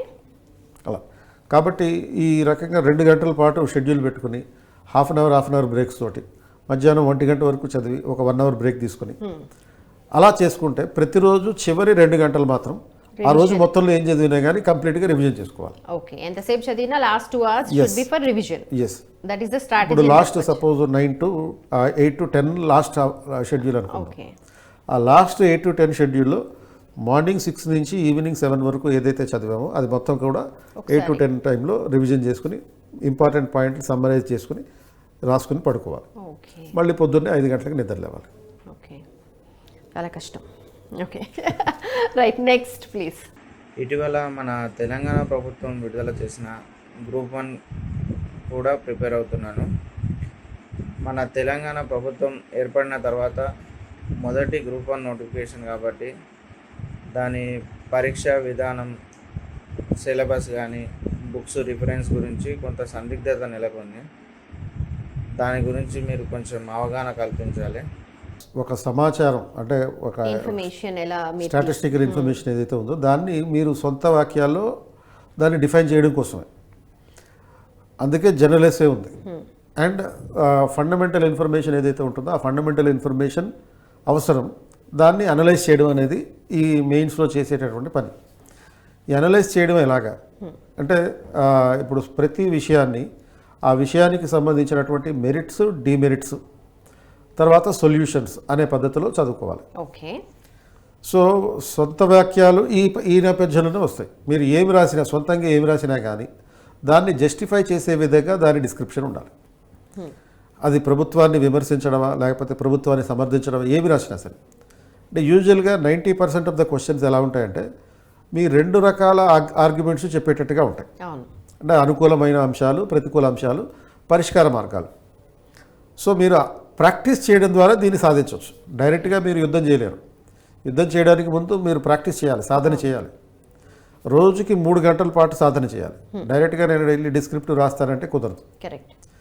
ఎందుకని ఈ స్టేబుల్గా మీరు ఆన్సర్ని ఒక స్టాండర్డ్గా బ్యాలెన్స్డ్గా మీరు ఆన్సర్ రాయాలి కాబట్టి. Can we quote an example for this? ఎలాంటి క్వశ్చన్ వస్తుంది జస్ట్? రైట్. ఇప్పుడు సపోజ్ మనం ఒక డిస్క్రిప్టివ్ ఆన్సర్ రాయడానికి ఒక ఫార్ములా ఏంటి అంటే 4C అప్రోచ్. సి అనే అక్షరంతో స్టార్ట్ అయ్యేటటువంటి 4 అంశాలు. అండ్ ప్రతి క్వశ్చన్కి రాసేటటువంటి ఆన్సర్, స్టాండర్డ్ ఆన్సర్ ఎలా ఉండాలి? ఒక introduction, main body and conclusion. ఇది అందరూ చెప్తారు. మరి ఇంట్రడక్షన్లో ఏమి ఉండాలి, మెయిన్ బాడీలో ఏమి ఉండాలి, అండ్ కంక్లూజన్లో ఏంటి? ఈ 4C అప్రోచ్ని మీరు గుర్తుపెట్టుకుంటే మీరు ఆన్సర్ని రాయొచ్చు. అంటే మీకు రకరకాలుగా చదువుతూ ఉంటాం చిన్నప్పటి నుంచి. ఒక క్వశ్చన్ చూసిన వెంటనే ఆన్సర్ ఏం రాయాలి అని తట్టకపోవచ్చు. మోర్ పర్టికులర్గా జనరల్ ఎస్సేలో అసలు ఇంట్రడక్షన్లో ఏమి రాయాలి అని తట్టకపోవచ్చు. అప్పుడు ఈ 4C అనే సూత్రాన్ని కనుక అప్లై చేస్తే మొత్తం మరి ఆన్సర్ తెలియదు అనుకున్న దానికి ఎక్కువ మార్కులు వస్తాయి మీకు ఓ ఈ 4C అప్రోచ్ని కనుక అప్లై చేస్తే. ఏంటి ఈ సార్ 4C అంటే ఇంట్రడక్షన్లో కాంటెక్స్ట్ రాయాలి. కాంటెక్స్ట్? అంటే కాంటెక్స్ట్ అంటే ఏంటి, ఆ అంశానికి ఇచ్చిన క్వశ్చన్కి సంబంధించినటువంటి నేపథ్యం, దాని బ్యాక్గ్రౌండ్, అంటే ఏ బ్యాక్గ్రౌండ్లో అది ఇచ్చారు, ఎందుకు ఇచ్చారు అనేది రాయాలి. అంటే ప్రతి జనరల్ ఎస్సే కూడా ఒక కాంటెంపరీ రిలవెంట్ ఉండేటట్టుగా ఇస్తారు. Can we take the example తోటి ఆ చెప్పండి. ఎగ్జాంపుల్తో చెప్తాను. సోషల్ మీడియా అనుకుంటా, ఎస్, సోషల్ మీడియా అనేటటువంటి అంశం ప్రెసెంట్ ఉంది. సినారియోలో బర్నింగ్ కాబట్టి will take that. Okay. So social media అనే అంశం మీద ఒక క్వశ్చన్ వచ్చింది అనుకుందాం జనరల్ ఎస్సేలో. సో ఇది ఎందుకు ఇచ్చారు, ఈ సోషల్ మీడియా అనే అంశాన్ని ఎందుకు ఇచ్చారు అనేది ఫస్ట్ ఇంట్రడక్షన్లో రాస్తాం. ఎందుకు ఇచ్చారు అంటే కేంద్ర ప్రభుత్వం సోషల్ మీడియాని రెగ్యులేట్ చేయడానికి కొన్ని గైడ్లైన్స్ జారీ చేసింది. ఆ గైడ్లైన్స్ నేపథ్యంలో సోషల్ మీడియా మీద నియంత్రణ ఉండకూడదని కొంతమంది, నియంత్రణ ఉండాలని కొంతమంది వాదిస్తున్నారు. అయిపోయింది ఇంట్రడక్షన్. ఓకే. అండ్ తర్వాత మెయిన్ బాడీలో కాన్సెప్ట్ రాయాలి. ఓకే. కాన్సెప్ట్ అంటే అసలు సోషల్ మీడియా అంటే ఏంటి, సోషల్ అంటే ఏంటి, మీడియా అంటే ఏంటి, మీడియాలో ఉన్న రకాలేంటి. మీడియాలో ప్రధానంగా మనకి రెండు రకాలుగా చెప్పొచ్చు. ఫోర్త్ ఎస్టేట్ అని, ఫిఫ్త్ ఎస్టేట్ అని. ఫోర్త్ ఎస్టేట్ అనేదేమో దాంట్లో మళ్ళీ రెండు రకాలు ఉంటాయి, ప్రింట్ మీడియా అని, ఎలక్ట్రానిక్ మీడియా అని. అండ్ తర్వాత ఈ ఫిఫ్త్ ఎస్టేట్ అంటే ఈ సోషల్ మీడియా. సో ఇట్లా దాని కాన్సెప్ట్ రాసిన తర్వాత then third C consequences. Social media వల్ల కలిగేటటువంటి కాన్సిక్వెన్సెస్ అంటే దానివల్ల జరిగే మంచి ఏంటి అంటే it is creating a network of people and it is making the world as a global village. ఒక వసుదైక కుటుంబం అనేటటువంటి కాన్సెప్ట్కి ఇది ఒక మంచి మార్గం. ఇది దాంట్లో ఉన్నటువంటి గుడ్ కాన్సిక్వెన్సెస్, పాజిటివ్ ఆస్పెక్ట్స్. రెండోది ఆపోజిట్ అంటే నెగిటివ్ కాన్సిక్వెన్సెస్, అవి కూడా మెన్షన్ చేయాలి. మెన్షన్ చేసిన తర్వాత ఈ ఫోర్త్ సి ఏంటి అంటే ఈ అంశాలన్నిటినీ కాంటెంపరీ ఓరియంటేషన్లో రాయాలి. అంటే కాంటెంపరీ ఓరియంటేషన్ అంటే రీసెంట్ ఎగ్జాంపుల్స్ తీసుకుంటూ రాయాలి. కోట్ చేస్తూ రాయాలి. ఎస్, కోట్ చేసుకుంటూ కొన్ని ఎగ్జాంపుల్స్ రాయాలి. దెన్ ఫైనల్గా కంక్లూజన్. ఇది యాక్చువల్గా ఫిఫ్త్ సి అనుకోవచ్చు కాబట్టి. అండ్ ఈ కంక్లూజన్ ఎలా ఉండాలి, it should be A way forward. అంటే ఒక భవిష్యత్ దర్శనీయంగా ఫ్యూచర్ కాంటెస్ట్ ని ఊహించుకుంటూ రాయాలి. ఫ్యూచరిస్టిక్ అప్రోచ్తో మంచి జరుగుతుంది, కొన్ని మార్గదర్శకాలని పాటిస్తే పరిష్కారం. If followed this yes good అని చెప్పి ఒక వే ఫార్వర్డ్ అనేది చెప్పాలి. అంటే సోషల్ మీడియాలో మంచి ఉంది, చెడు ఉంది. ఈ చెడుని తగ్గిస్తూ ఈ నెసెసరీ ఈవిల్ అంటుంది. అంటే social media is a necessary evil అనే స్టేట్మెంట్తో క్వశ్చన్ వచ్చినా రావచ్చు. ఇదేం క్వశ్చన్ పేపర్ అవుట్ చేయడం కాదు, జస్ట్ ఇస్ ఎన్ అజంప్షన్ అంతే. ఇయర్స్ ఆఫ్ మీ ఎక్స్పీరియన్స్ లో ఇప్పుడు ఉన్న దాంట్లో అదే కాబట్టి ఆధారంగా. సో నెసెసరీ అని చెప్పడానికి ఎందుకు అవసరం, దానిలో advantages, it is an evil, దీనివల్ల నష్టాలు ఏంటి, దాన్ని పరిష్కార మార్గాలు, కంక్లూజన్లో ఫ్యూచరిస్టిక్ వే ఫార్వర్డ్ అంట. అలా చేస్తే ఒక సమగ్రంగా ఆన్సర్ వచ్చేస్తుంది. ఇలా రాస్తే ఐ థింక్ ఏదైనా టాపిక్ ఇలాగే జనరల్ టాపిక్ కాబట్టి any question can be answered in this approach. Any question, any paper, any subject. Right, great, బాగా చెప్పారు. ఈ టైం సరిపోతుంది చదువుకోవడానికి అని మీరు అంటారా? ఇప్పుడు చదవటం మొదలుపెట్టిన వాళ్ళకి మీరు చెప్తున్న స్ట్రాటజీ ఏంటి చదవడానికి? ఇప్పుడు యాక్చువల్గా నోటిఫికేషన్, గ్రూప్ 1 నోటిఫికేషన్ వచ్చి ఆల్మోస్ట్ 1 month అయింది. అండ్ ఈ 1 month నుంచి మీరు ప్రిపేర్ అయ్యి స్టార్ట్ చేసుకోవడం జరుగుతుంటుంది. ఒకవేళ మొదటిసారిగా ప్రిపరేషన్ మీరు కనుక ఇప్పుడు ప్రారంభిస్తుంటే ఏం చేయాలంటే ఎక్కువ ఏం చేయకూడదు. తెగ చదివేస్తూ ఉంటారు, అయ్యో నేను చదవలేదని బాధ తెగ ఫీల్ అవుతూ ఉంటారు. ఇప్పుడు ఈ జూన్ మొత్తం కూడా కరెంట్ అఫైర్స్ మీద ఫోకస్ చేయాలి. ఓకే. అండ్ ఈ కరెంట్ అఫైర్స్ ఫోకస్ ఎలా ఉండాలంటే సబ్జెక్ట్ వారీగా ఉండాలి. సో సబ్జెక్ట్ వారీగా ఉండడం అంటే ఇప్పుడు పాలిటీలో ఉన్న కరెంట్ అఫైర్స్ ఏంటి, ఎకానమీలో ఉన్న కరెంట్ అఫైర్స్ ఏంటి, సైన్స్ అండ్ టెక్నాలజీలో కరెంట్ ఇష్యూస్ ఏంటి, జాగ్రఫీ, డిజాస్టర్ మేనేజ్మెంట్, ఎన్విరాన్మెంట్, ఈ 3 కలిపి వాటిలో ఉండే కరెంట్ అఫైర్స్ ఏంటి. ఓకే. సో ఇట్లా సబ్జెక్ట్ ఓరియంటెడ్ కరెంట్ అఫైర్స్ చదివితే అప్పుడు సబ్జెక్టు కవర్ అవుతుంది, as well as current issues cover అవుతాయి. కాబట్టి మీరు మ్యాక్సిమం స్కోర్ చేయడానికి అవకాశం ఉంటుంది. సో ఈ అంశాన్ని దృష్టిలో పెట్టుకునే స్టూడెంట్ బెనిఫిట్ కోసం జూన్లో మేము ఈ కరెంట్ అఫైర్స్ మీద స్పెషల్గా క్లాసులు కూడా నిర్వహిస్తాం. సో ఆ కరెంట్ అఫైర్స్ ఓరియంటేషన్ తీసుకురావడం కోసం అనమాట. అంటే చాలామంది స్టూడెంట్స్ ఈ రిక్వెస్ట్ అడుగుతున్నారు.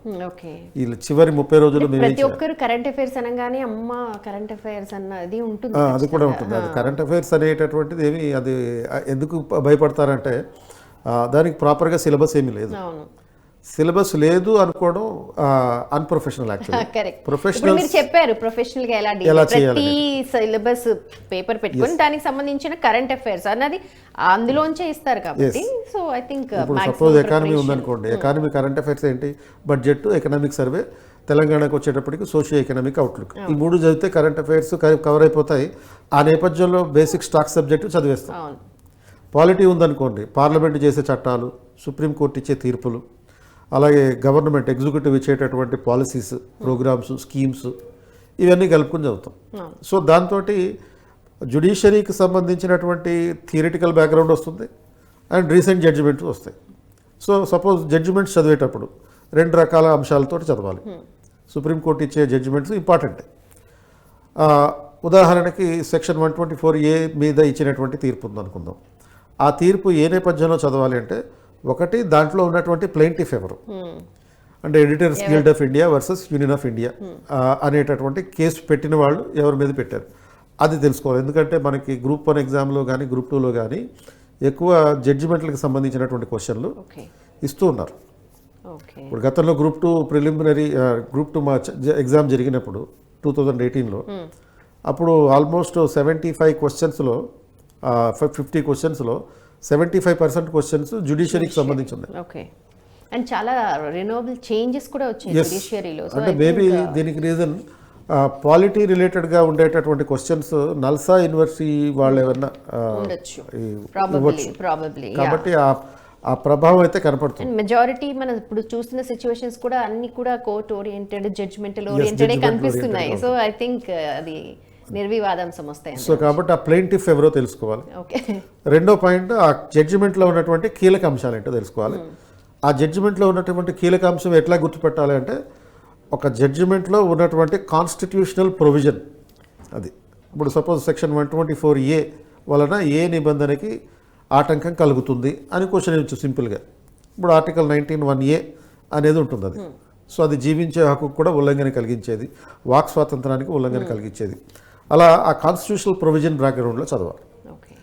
అలా చదివినప్పుడు మనం ఒకవైపు ఈ ఆర్టికల్ 19(1)A అంటే ఏంటి తెలుసుకుంటాం, ఆర్టికల్ 21 అంటే ఏంటో తెలుసుకుంటాం, అండ్ 124A న్యూస్లో ఉంది కాబట్టి అదేంటో తెలుసుకుంటాం. అంటే ఒక కరెంట్ ఇష్యూని చదివినప్పుడు 3 ఒకటేసారి దాని హిస్టరీ, ప్రెజెంట్, ఫ్యూచర్ అన్ని కూడా తెలిసిపోతాయి. అండ్ ఇన్ఫ్యాక్ట్ హిస్టరీకి సంబంధించి కూడా కరెంట్ ఇష్యూస్ ఉంటాయి. అంటే హిస్టరీలో ఉండేటటువంటి కరెంట్ ఇష్యూస్ని ఎలా గుర్తించాలి అంటే, ఇప్పుడు సపోజ్ మనకి 2018లో జరిగిన ఎగ్జామ్లో, ఇది గ్రూప్ 2 ఎగ్జామ్లో, అప్పట్లో జైన మతానికి సంబంధించినటువంటి ఒక సుప్రీంకోర్టు జడ్జిమెంట్ ఇచ్చింది. సల్లేఖన అనేటటువంటి ఒక ఆచారం ఉంది. అండ్ ఆ ఆచారం ఏంటి, సల్లేఖన అంటే it is like suicidal practice, ఏమీ తినకుండా ఆపేసి సూసైడ్ చేసుకున్నట్టుగా ఉంటుంది. దాని మీద క్వశ్చన్ ఇవ్వడం జరిగింది. అలా సుప్రీంకోర్టు జడ్జిమెంట్ నేపథ్యంలో ఇచ్చారు. అలాగే కొన్ని ల్యాండ్ మార్క్ ఇయర్స్ ఉంటాయి. ఆ ల్యాండ్ మార్క్ ఇయర్స్ కూడా అంటే 100 years ఆఫ్ హిస్టరీ, అంటే మనకి సపోజ్ నేషనల్ మూమెంట్లో జరిగినటువంటి అంశాలు, 1922లో జరిగినటువంటి అంశాలు, ఆర్ 1921లో జరిగినటువంటి అంశాలు, ఆర్ 1821-22లో జరిగినటువంటి అంశాలు, అట్లా ల్యాండ్ మార్క్ ఇయర్స్ ఉంటాయి. అండ్ అదేవిధంగా ఇప్పుడు సపోజ్ ఇండస్ వ్యాలీ సివిలైజేషన్ మీద ఖచ్చితంగా క్వశ్చన్ ఉంటుంది. ఎందుకంటే ఇప్పటికి 1922 అనేది 1922లో మొట్టమొదటిసారిగా ఈ ఇండస్ వ్యాలీ సివిలైజేషన్కి సంబంధించినటువంటి రివల్యూషన్స్ జరిగినాయి. సో ఇప్పుడు అది 100 సంవత్సరాలండి ఆ ఇండస్ వ్యాలీ సివిలైజేషన్ కనుక్కొని. కాబట్టి దాని మీద ఖచ్చితంగా క్వశ్చన్ ఉంటుంది.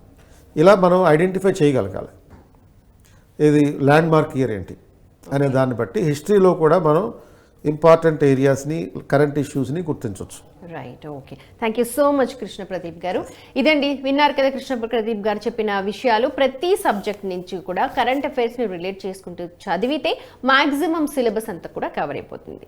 So that's all for today. మళ్ళీ అంశంతో మళ్ళీ కలుద్దాం. చూస్తూనే ఉండండి TV9.